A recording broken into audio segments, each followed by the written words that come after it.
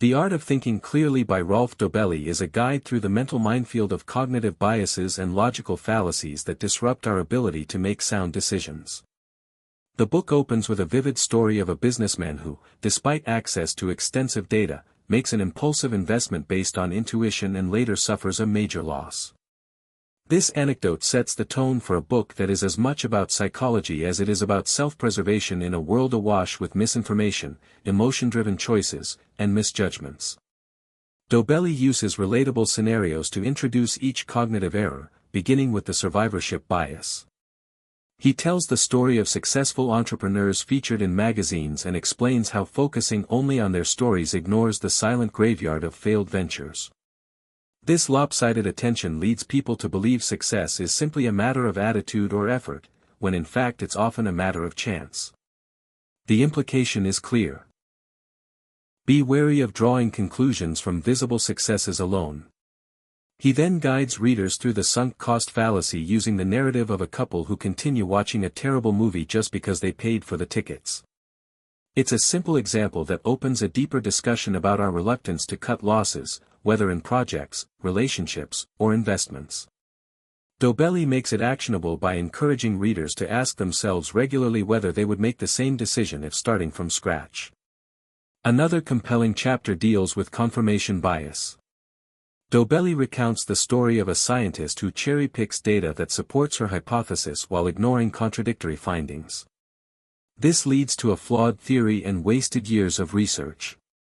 He urges readers to play devil's advocate in their own thinking and to deliberately seek out information that challenges their beliefs. The author introduces the contrast effect by recounting a real estate agent who shows clients a rundown apartment first to make the next, mediocre option seem appealing. Through this story, Dobelli illustrates how our perception of value is relative, not absolute. He recommends setting objective standards before evaluating options, whether it's choosing an apartment, a job offer, or even a partner. In one chapter, Dobelli discusses the availability heuristic, framing it through the lens of media coverage. He explains how a barrage of news about plane crashes makes us fear flying, even though statistically it's the safest mode of transport. The takeaway is to ground decisions in data rather than dramatic stories or gut feelings, especially when risk is involved. He tackles social proof through a story about a restaurant with a long line outside. People assume it must be good simply because others are waiting. This herd mentality often overrides personal judgment. Dobelli advises cultivating the courage to think independently, particularly in high-stakes environments like investing or hiring. The book's section on loss aversion is illustrated through a game scenario. Players are offered a small guaranteed win or a larger potential loss, and most choose the safer route. Dobelli explains that humans are hardwired to fear losses more than they value gains. He suggests reframing decisions to neutralize emotional responses and to assess them purely on expected outcomes. One particularly engaging narrative discusses the halo effect. Dobelli tells of a charismatic CEO whose popularity masks poor leadership. The positive impression in one area colors perception in all others. To combat this, he proposes compartmentalizing judgments and evaluating traits or performances independently.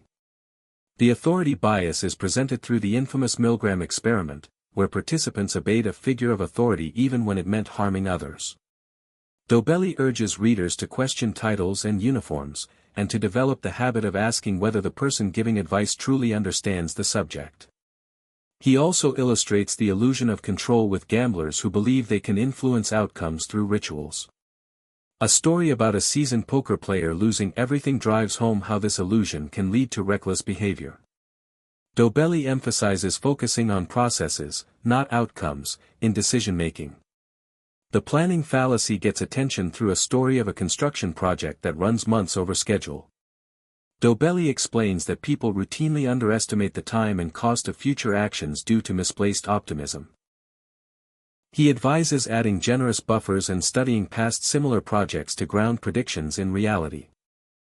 Dobelli then explores the endowment effect through an experiment where participants overvalue items they own.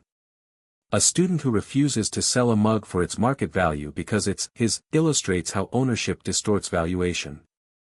The author suggests asking how we'd value something if we didn't own it to avoid this trap. In discussing groupthink, Dobelli uses a corporate board meeting as an example, where the desire for harmony prevents dissent. A poor decision is made because no one wants to be the lone voice of opposition. He champions the role of the devil's advocate and encourages leaders to reward constructive disagreement. The book concludes with the insight that we can't eliminate cognitive errors entirely, but we can learn to recognize and correct for them. Dobelli compares this to flying. We can't remove turbulence, but we can build stronger planes. He leaves readers with a sense of empowerment, not just awareness, offering a practical framework for living a more deliberate, thoughtful life.